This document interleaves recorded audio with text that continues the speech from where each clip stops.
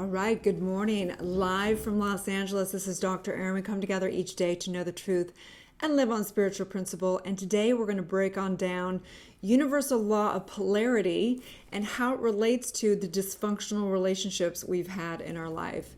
So I have come out of the closet for many, many years now talking about my codependency and dysfunctional relationships back in the day. But today I'm going to break it down from a Doctor of Divinity standpoint of why. Why do we have these dysfunctional relationships? What happens at a soul level? And I'm telling you that if you watch this, you should be watching this 50 times. If you've ever had any dysfunction in your relationships, I would recommend that you watch this live 50 times. You should watch it every single week until you are no longer in your vicious cycle. So we're going to break on down what is a dysfunctional relationship, what is universal law of polarity, and how does it play into these things? Why is it that some people they create the same situation over and over again in their dysfunctional relationships, and basically how to break that cycle?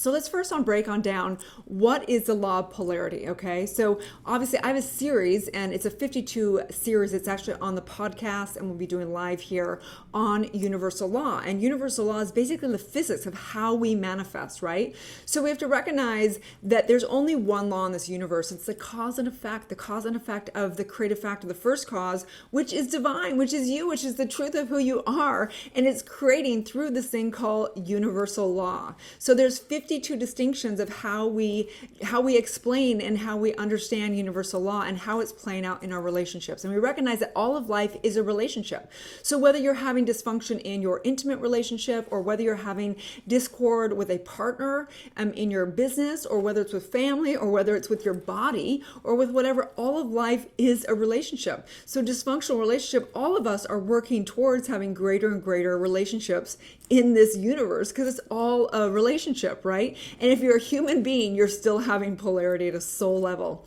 So I remember years ago being in ministerial school, and one of the most profound teachers out of all the teachers, because we had so many amazing men, women, great minds, all alike, was Thomas Troward. Thomas Troward changed my life. And even though I never met the man, he has passed away before I was even born, he was a great master. And he taught bringing the Eastern wisdom together with the Western. He really taught the mysticism of Christianity. And I'll never forget reading the fact that he said, that you are such a powerful spiritual being that the moment you even consider or contemplate yourself to be, you set the entire stream of motion of universal law into existence, right? That's how powerful we are. We literally don't have to do anything, and we're creating the universal law into motion. So we have to break down what is polarity and how am I playing into polarity. So the definition, because I'm a really big etymology person, that I like to break down the science, I like to break down the meaning of the words, I like to break down all this, okay?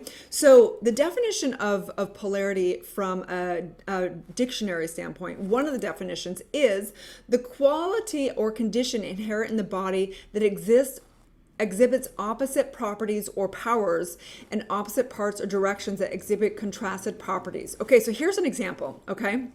So the example of this is water, okay? Water has two molecules, right? It has hydrogen and oxygen, one hydrogen, two oxygen, okay? So how does water come into existence, right? It's basically through polarity, okay? So don't totally quote me on this because I'm not a physicist, but basically what happens is that hydrogen actually is like is a little bit more negative, and it basically pulls to the oxygen, and the oxygen has this other perfect part that plays with hydrogen. And so the hydrogen is literally like trying to get the oxygen, and the oxygen is literally trying to get away from the hydrogen. Sound familiar as your relationships, right? So what happens is they cling to one another. They can't get out, and they're like this, and it's a beautiful thing, right? So there's great things of polarity, and there's negative things of polarity. It's great when you really like bond with somebody, but if it bonds in a dysfunctional way, then it's not good. I don't know what's going on with my camera. I've got to do this real quick. This happens sometimes. There we go. It's in focus. Okay. So what happens is the same thing happens in relationship, right? It's like all of us know we have that the clinger in relationship, and we have the love avoidant. And it's like this whole thing. We have the abandoner and the abandonee, right? It's like, I'm somebody that believes that all love is painful and everyone has to leave in relationship. And sure enough, you start to pull in the same person that abandons over and over again, right? So that is the same thing. It's a polarity. So what happens is a subconscious level is that the minute you consider yourself to be, right, I'm somebody who's unlovable. I'm somebody who doesn't like love. I'm somebody who is a love avoidant. I'm somebody who is a clinger. You complete me. We all saw that in Jerry Maguire, right? So we have to understand the basics of life. Why do people keep attracting the same relationships over and over again?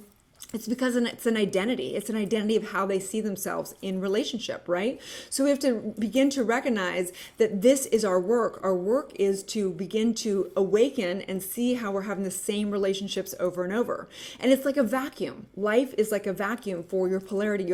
As soon as you identify, which is really your belief. Belief's not some concept out there. Universal law is not some concept out there. It's actually who you are. It's actually your physics is you. Universal law is you.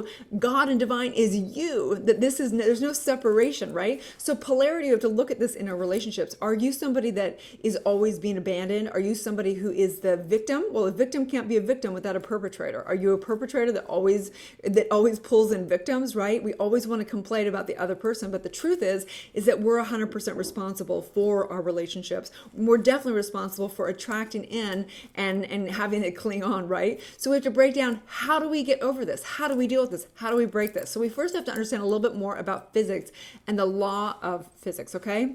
So the definition of physics is this. Polarity is a term used for electricity, magnetism, and electronic signaling. It is literally poles, okay? It is poles, and you can't have one without the other. It's impossible. You can't have a negative without a positive in the universe, okay? You literally, is the extent to which we'll create heaven on earth is the extent to which we'll create hell on earth. We will always be in this relative universe. It's a polarity. This universe is created out of polarity. Everything is created. Babies are created out of polarity. Creative factors, innovation, all of our innovation, all of our creative factor is out of polarity. So it's a beautiful thing, but it can also be used to feel like hell on earth, okay, in our relationship. So how do we break the cycle? So we break the cycle the same way we do anything in our awakening, right? So we basically we break it through 4 steps, which is the 4 steps we teach over and over and over again in society. The first step is waking up and becoming conscious of realizing that we are creating this. That, wow, let's see, I've had multiple relationships. There's different characters, but the theme is staying the same. I wonder what the common denominator is, right? Okay, so we have to begin to awaken and see how, if we've had partners and businesses, stealing our money over and over again, we have to begin to realize, what's going on here? I'm creating this, right? We begin to open our eyes and wake up. And in that first step is also powerfully deciding to say, I'm done. I've had enough. I can't live like this anymore. I can't do this breaking up, getting back together, the cycle, the vicious cycle, making someone wrong, honeymoon time, the round and around as we call it, right? So first step is to awaken and decide, okay? Step number 2 is reprogram the subconscious mind. We do that through the E4 trauma method. We do that through deprogramming the limited beliefs, releasing the charge, and basically becoming neutral to everything that's ever happened on our DNA track, so that we can basically turn on our epigenetics to be the highest form, so that we can actually fully express ourselves in love and relationships through the law of polarity, okay? And then, because if we decide, if we really have the identity of, I'm somebody who exponentially loves and I'm fully expressed in my love, and I'm able to love without bounds, I'm able to love unconditionally, all this stuff, then it also sets the law of polarity into motion, right? Okay, so step number 2 is to reprogram the subconscious mind. Imperative, probably the most important step, because you can be awake and you can decide, but until you get into the soul, and as I don't remember who the teacher was, if it was Thomas Short or who, but they said the soul is not neutral, and that is the truth. The soul's not neutral. The soul is absolutely all your beliefs. Okay, spirit is totally neutral. Spirit is the I am factor. But the soul is all your limited beliefs and everything that's playing out your individual use of universal law. And it's absolutely not neutral whatsoever. It is all polarity. That's what your soul is. It's your identity. Anything that is separate from divine is your soul. And so when we think about, oh, it's all soul, whatever. Well, soul is not neutral. Soul is where the work is. Soul is where we're deprogramming. So step number 2 is reprogramming the subconscious mind. Step number 3 is aligning. It's aligning to your truth, to aligning to universal law, aligning to Mother Nature, but also getting clear of what works for you in relationship. What are your must-haves? What are your deal breakers? Where do you find yourself in peace? Where do you thrive in relationship? And that's where we take you through the truth triangle of birthing your truth. What are your core values? What are you committed to? Where do you need to put healthy boundaries on things, right? This is birthing your truth, and it's amazing how few people actually know what they want. Oftentimes, people go, oh, well, I want to find my love, my soul, my soulmate, my twin flame, blah, blah, blah, right? Well, what is it that you really want? I don't know. I just want him to be perfect. Well, are you perfect? Not really. I want him to be rich. Well, great. Are you rich? Well, let's see. Are you, I want him to be gorgeous and, have all this chemistry. Well, are you that? You know what I mean? So we have to recognize again that are we aligning to the truth of who we are? Who do we want to be? What is it that we embody? Who is it that we are? Who are we showing up in the world? And are we expecting other things from other people that we're not doing? Okay. Step number 4 is affirming every day in every way. What are the principles that you're embodying? Who are you being? Are you doing meditation? Are you visioning? Are you doing all of it, right? So it's affirming every day. Are you hanging out with extraordinary people? You want an extraordinary partner, but then you got a bunch of people in your life that are just cracked out and not doing well and complain all the time. I don't think your partner is going to want to hang out with you, just so you know, okay? Who are you being? Oh, I want a rich, amazing human being, and he's going to have a Porsche and a this and that. But oh wait, you're broke and you're how much in debt and you're whatever, right? You've got to start getting real with yourself, okay? You want to break the vicious cycle. You got to break the vicious cycle with them. That's the only place to ever break the vicious cycle, okay? So we want to understand, are you addicted? Are you addicted to love? And I think there's some key signs, okay? The key signs for love addiction, which love just is, there's no such thing as addicted to love, but the concept of what we're addicted to in a relationship is it affecting your health? Is it affecting your wealth? Is it affecting your career and your money, okay? If these are affecting it, if it's really taking your life down, then you've got a problem, okay? It is literally going to take you down, and I've watched it and I've witnessed it myself. Lives get ruined from love addiction, okay?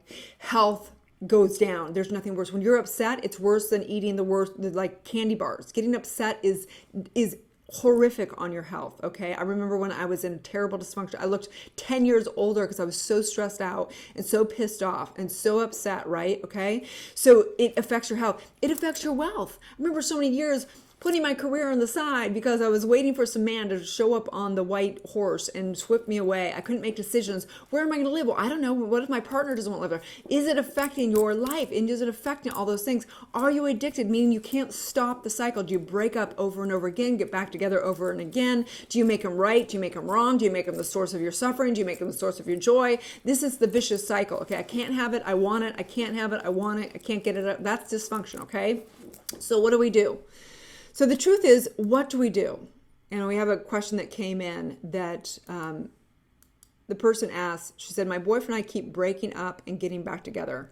How can I end it for good? Okay, this is the deal. And we have lots of women that come into society that are dealing with codependency. It's very common, okay? So first you have to understand that you're not the only one going through this. Majority of the masses have gone through this, okay?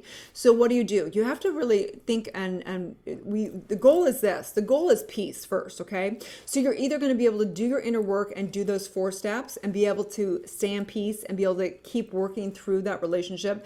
But if you keep getting really, really upset, subconscious work won't work, okay? This is the one thing that I hate to break the news to you, but if you're in a relationship where you cannot not get upset, like you're getting so upset, it's like having a war vet trying to do their healing work when they're in war still, okay? You can't do your healing work if you're in an environment where you keep getting triggered and keep getting upset. It's impossible.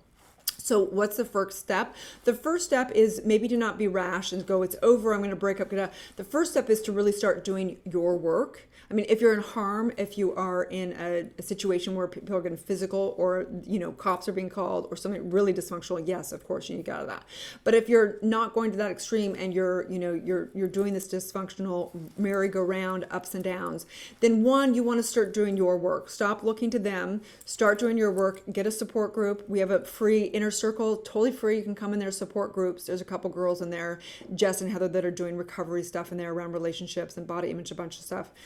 You can begin to get your work. You can begin to do your own subconscious work. But if you're doing that and you're still getting upset in the relationship, then you have to get out of that environment. Okay. I hate to break that news to you, and I'm not here to ever tell somebody to break up or get a divorce. But the reality, from a subconscious perspective, from a spiritual perspective, you cannot heal if you keep being in an environment where you're getting upset over and over. It's impossible, because you keep triggering and you keep energizing and you keep the commands within the subconscious mind. It's not gonna be able to heal. Okay. So you've got to be able to take that first step and do your inner work and see if you are able to stay in peace and stay in that relationship and kind of, focus on your side of the road, as they say.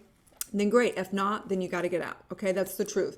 The harsh reality. Okay. So the truth is this, is that all of life is this divine, amazing experience of your consciousness and form. And I recognize right here and now that you have the ability to create new polarity, that you have the ability to shift the identity and the contemplation of who you are. You are a divine, all powerful spiritual being, and that you are the relationship, and the highest relationship is within thyself. All of the relationships are the projection and reflection of your ability or inability to love. And so all relationships are the opportunity to understand what you like and what you don't like, and the opportunity to really become the most expression from the depths of your soul in form, and have it received in this beautiful way, without attachment to it, without it trying to be fixed into the box of what the world says, being free flowing, but in harmony for the highest good. And so I recognize that you have a truth, and you have a truth that only you have, and it's important that you get clear of what that is for you. That is your work to do, is to live your truth. And I simply know that in my heart, my mind. I simply know this, that we take a deep breath in through the nose, coming together in mind, and exhaling out. And I recognize that love is. There's nothing other than love. Everything is love. And as we recognize in that, it is unbounded and has no limits and is unconditional. And that's the truth of love.